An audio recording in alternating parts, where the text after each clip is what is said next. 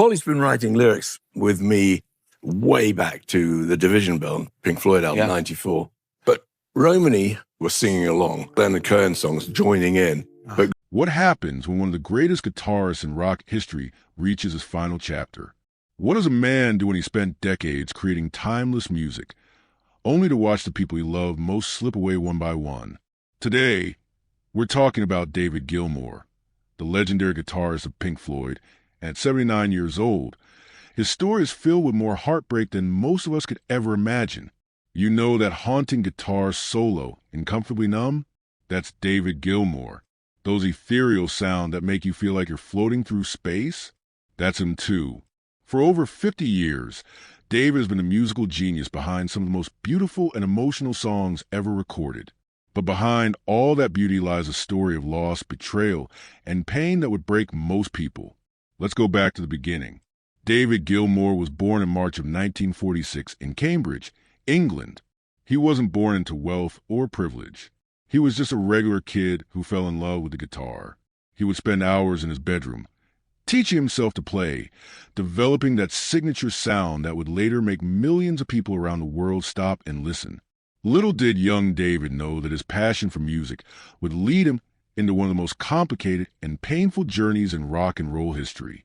In 1967, something happened that would change David's life forever. His childhood friend, Syd Barrett, was the leader of an exciting new band called Pink Floyd.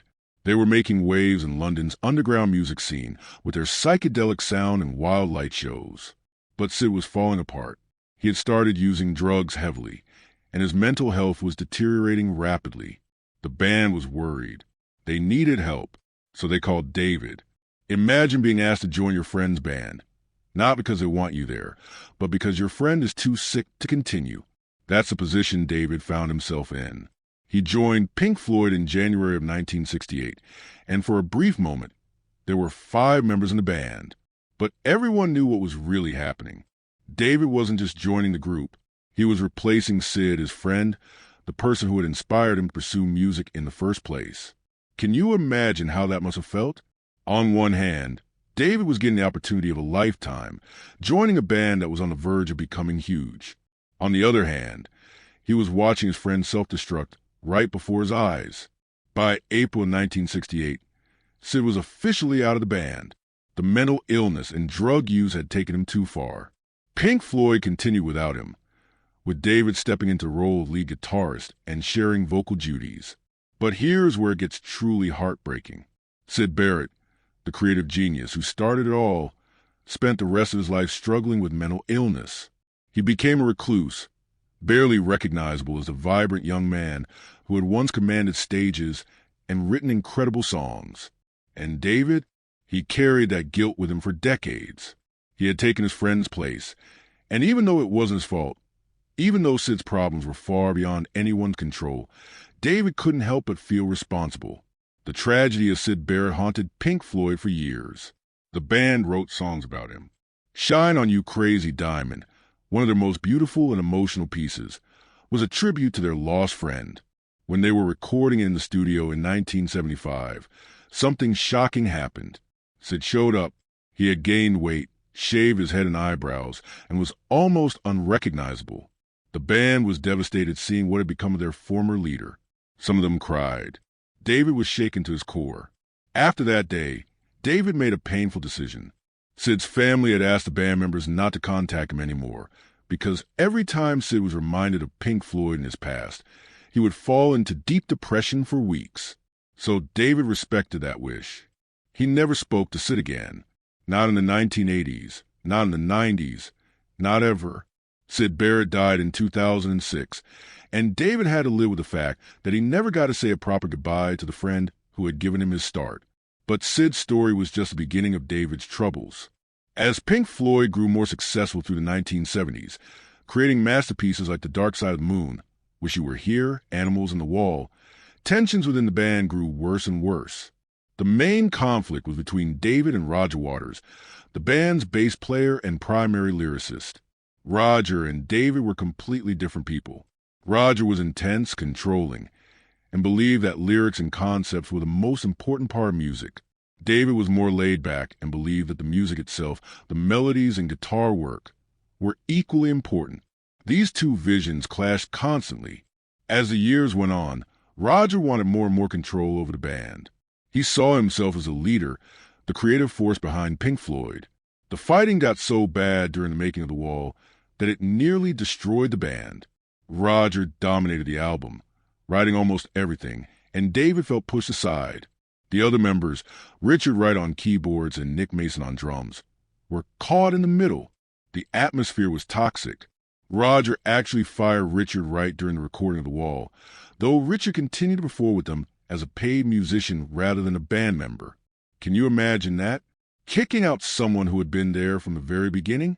By 1985, Roger Waters decided he had had enough. He left Pink Floyd, fully expecting the band to end. After all, he saw himself as a creative genius behind their success. But David had other ideas. He decided to continue Pink Floyd without Roger, and this sparked a bitter legal battle that lasted for years. Roger tried to stop them from using the Pink Floyd name. He felt betrayed.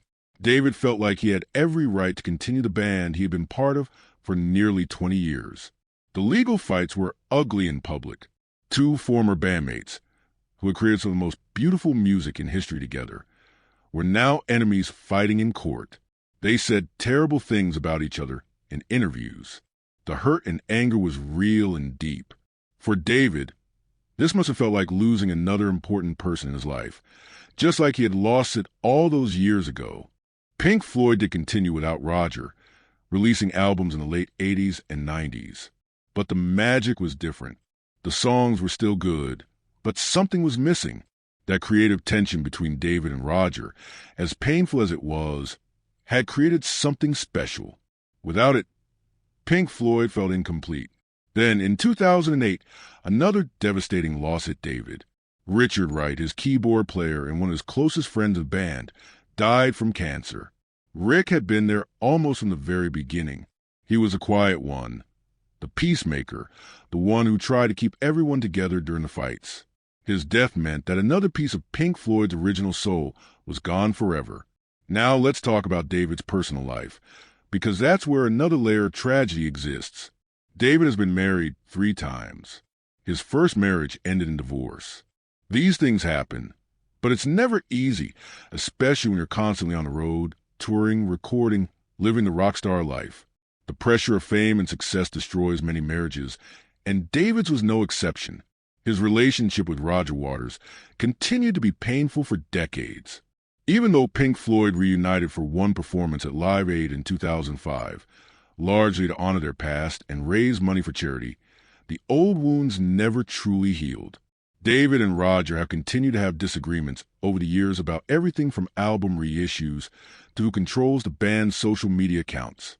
It sounds petty, but for them, it represents something deeper. A battle over their legacy, over who gets to tell the story of Pink Floyd. In recent interviews, David has tried to take the high road. He said that 95% of his time in Pink Floyd was joyful and fulfilling, and he doesn't want a 5% of conflict to define his memories. But you can hear the sadness in his voice when he talks about it. These were people he spent the best years of his life with. They created art together that will live forever. And now, they barely speak. As David has gotten older, he's had to face the reality that time is running out. At 79 years old, he knows that there won't be many more chances to make peace with the past. Roger Waters is 79 as well. Nick Mason, the only other surviving member of Pink Floyd's classic lineup, tries to stay friendly with both of them, but it's not easy. The band that once felt like a family is now just scattered individuals with complicated histories. In recent years, David is focused on his solo work and his family. He's married to writer Polly Sampson, and by all accounts, they have a strong and loving relationship. She's been his partner and collaborator, writing lyrics for many of his songs. In 2024, David released a new album called Luck and Strange, which received critical acclaim. He's still creating, still playing, still sharing his gift with the world. But even in his happiness with Polly, there's an underlying sadness to David's story. He's accomplished everything a musician could dream of. He's sold hundreds of millions of albums. He's influenced countless guitarists. He's created music that will be remembered for generations. Yet the relationships that should have meant the most, the brotherhood of Pink Floyd, are broken beyond repair. Think about what David has witnessed in his lifetime. He watched his friend Syd Barrett lose his mind and become a shell of his former self. He fought bitter battles with Roger Waters, turning creative partnership into a legal war. He lost Richard Wright to cancer. He spent decades dealing with the complicated legacy of a band that brought joy to millions but caused so much pain to the people who created it. There's also the burden of being the guardian of Pink Floyd's legacy. David is one of the last men standing from the band's golden era. He knows that how he handles the final chapters of this story will determine how Pink Floyd is remembered. That's an enormous weight to carry. Every interview, every decision about re-releases or documentaries, every comment about the past, it all matters. And David seems tired of carrying that weight. In interviews, when David talks about the past, you can see it in his eyes. There's a weariness there, a sadness that comes from decades of conflict and loss. He said he has no regrets about his decisions, about continuing Pink Floyd without Roger, about the way things turned out. But saying you have no regrets and actually feeling at peace are two different things. The most heartbreaking part of David Gilmour's story might be this. He created some of the most emotionally powerful music in history, music that's helped millions of people through their darkest times. Yet he himself has had to live with so much unresolved pain. His guitar has wept on countless recordings, expressing emotions that words cannot capture. But who was there for David when he needed someone to understand his pain? As David approaches 80 years old, he's in the twilight of his career. He still tours occasionally, still picks up that famous Black Strat guitar and makes it sing. But everyone knows these opportunities are limited. Time waits for no one, not even for legends. And with each passing year, the chances of true reconciliation with Roger Waters become slimmer. The chances of bringing back the magic of Pink Floyd, even for one more moment, fade away. David has achieved immortality through his music. Comfortably Numb, Wish You Were Here, Time, Money, and dozens of other songs will be played on radio stations and streaming services for as long as people love rock music. His guitar solos are studied by music students around the world. His tone, his technique, his emotional expression through the instrument, it's all part of rock and roll history now. But awards and recognition, even immortality, can't fix a broken friendship. They can't bring back Syd Barrett or Richard Wright. They can't erase decades of conflict with Roger Waters. They can't give David back the years when Pink Floyd was just four young guys making music they loved before the fame and the money and the ego battles tore everything apart. That's the real tragedy of David Gilmour. He won everything and lost everything at the same time. He became one of the greatest guitarists who ever lived, but the cost was higher than anyone should have to pay. The band that gave him everything also took so much away. And now, in his late 70s, he's left to reflect on a life that was simultaneously triumphant and tragic. When you listen to David Gilmour play guitar, really listen, you can hear all this pain in his notes. Every bend of the string, every sustained note, every moment of silence between the phrases, it all tells a story of loss and longing. He's not just playing music. He's expressing decades of complicated emotions, of friendships lost, of talents wasted, of time that can never be recovered. So the next time you hear a Pink Floyd song or watch a video of David Gilmour playing one of his legendary guitar solos, remember the man behind the music. Remember that this isn't just entertainment. This is a life story of someone who gave everything for his art and paid a price that most of us can barely comprehend. At 79 years old, David Gilmour stands as both a triumph and a tragedy, a reminder that even the most beautiful music can come from the deepest pain. His story teaches us something important about life, about success, about relationships. It shows us that you can reach the very top of your field. You can achieve your wildest dreams and still feel a profound sense of loss. It reminds us that the people we create with, the friends we make along the way, are just as important as the art we create, maybe more important. David Gilmour's tragedy isn't that he failed. It's that he succeeded beyond anyone's wildest dreams. But a success came at a cost that still haunts him today. And that, perhaps, is the most heartbreaking thing of all. If this story touched your heart, If you felt the weight of David Gilmour's journey, then please hit that like button. Share this video with someone who loves Pink Floyd or anyone who needs to understand that even our heroes carry heavy burdens. And don't forget to subscribe to our channel because we bring you more stories like this. Stories about the real people behind the legends, the truth behind the music we love. Thank you for watching, and remember, behind every beautiful song is a human being with a story worth telling.